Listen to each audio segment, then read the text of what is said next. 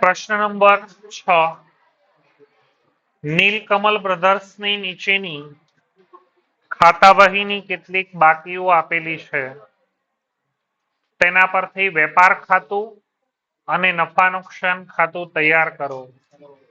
બે વસ્તુ બનાવવાની સૂચના છે, પહેલો વેપાર અને બીજો નફા નુકસાન। જો એ સૌથી પહેલા શું આપવામાં આવેલો છે? શરૂઆતનો સ્ટોક। બોલો શરૂઆતનો સ્ટોક ક્યાં લખાય? વેપાર ખાતાની ઉધાર। શરૂઆતનો સ્ટોક લખાય બધાની પહેલા લખાશે શરૂઆતનો સ્ટોક। બોલો રકમ કેટલી? 9200। નફા નુકસાનમાં લખી નાખ્યો। કોની ઉધાર બાજુ આવશે? આ વેપાર ખાતાની ઉધાર બાજુ પર શરૂઆતનો સ્ટોક 9200। આગળ વાંચો પછી શું છે? ભાડું અને કરવેરા। વેપાર ઉધાર આવે કે નફા નુકસાન ઉધાર? નફા નુકસાન ખાતાની ઉધાર બાજુ પહેલી લીટીમાં લખાય કે ન લખાય?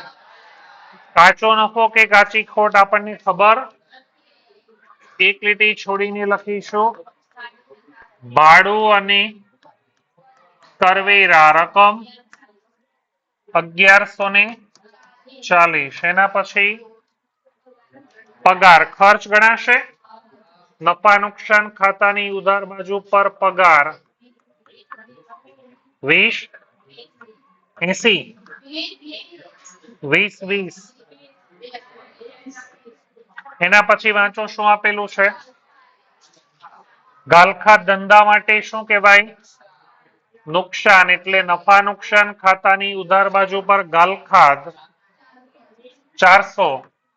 નેક્સ્ટ લોન લીધી તો એની પર વ્યાજ ચૂકવવું પડે, ચૂકવવું પડે એટલે ખર્ચ। લીધેલી લોનનું વ્યાજ રકમ 180। નેક્સ્ટ એના પછી ખર્ચ કહેવાય એટલે નફા નુકસાન ખાતાની ઉધાર બાજુ સ્ટેશનરી અને છપામણી રકમ 2920। નેક્સ્ટ બોલો આપેલો વટાવ ખર્ચ કહેવાય એટલે નફા નુકસાનની ઉધાર આપેલ વટાવ રકમ 1508। એના પછી મળેલો છે તો ખર્ચ ગણાય કે આવક?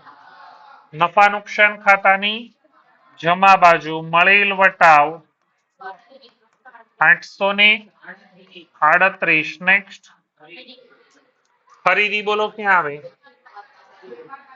ઇનર કોલમ લખાશે કે આઉટર? શું કામ ઇનર? ખરીદ પરત આપેલું છે। બોલો ખરીદી કેટલી? 48। સાથે સાથે શું બાદ કરી દેવાનું? માઇનસ ખરીદ પરત 1360 બાદ બાકી 47260। એના પછી વેચાણ ને લખાય વેપાર ખાતાની જમા બાજુ। વેચાણ બોલો કેટલું? પરત છે કે નથી? તો ક્યાં લખાશે? 58 100। બોલો બાદ શું કરી દેવાનું?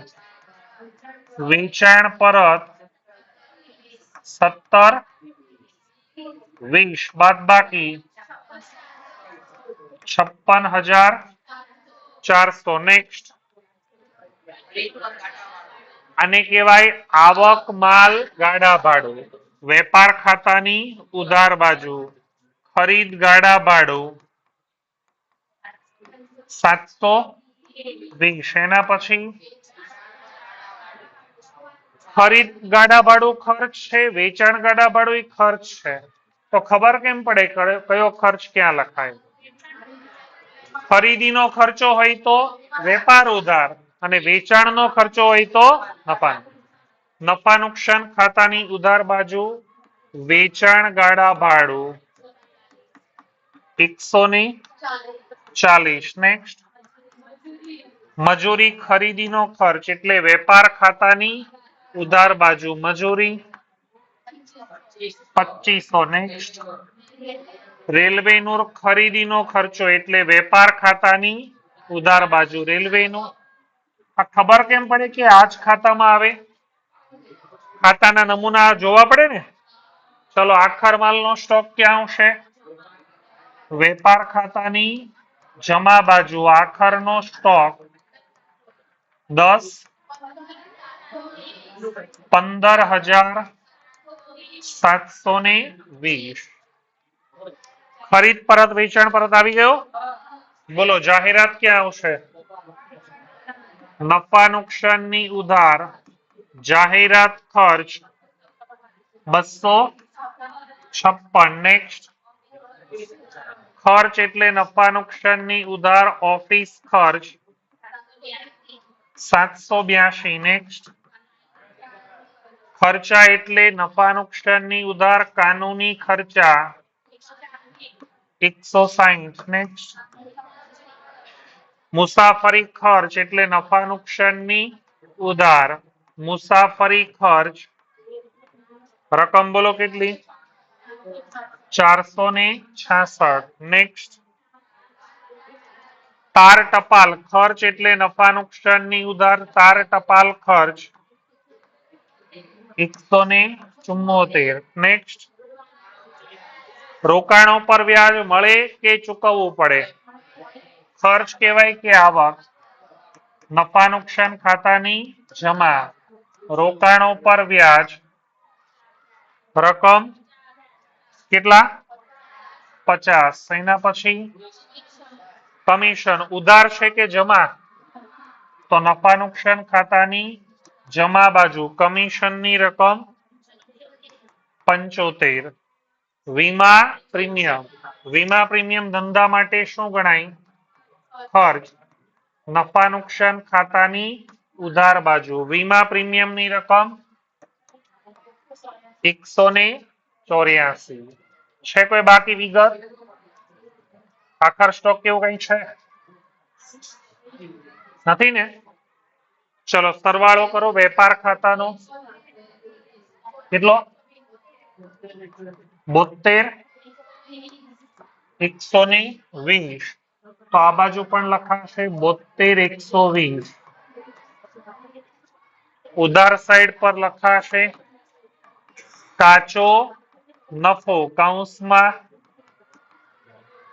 નફા નુકસાન ખાતે લઈ ગયા રકમ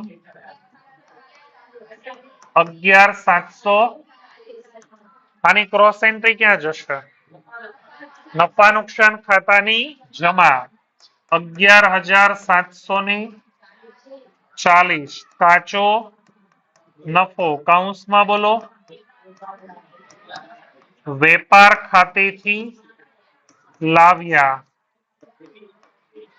ત્યાર પછી ખાતું નફા નુકસાન નું ટોટલ આપો 12,703. 12,703 બંને બાજુ લખાશે 12,703.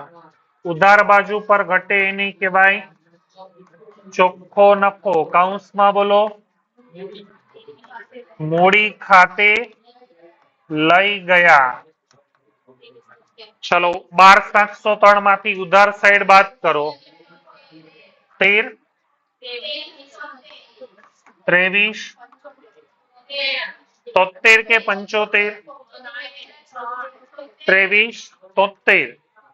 23 73 ની સામે બોલો શું લખાશે? ચોખ્ખો નફો કૌંસમાં મૂડી ખાતે લઈ ગયા.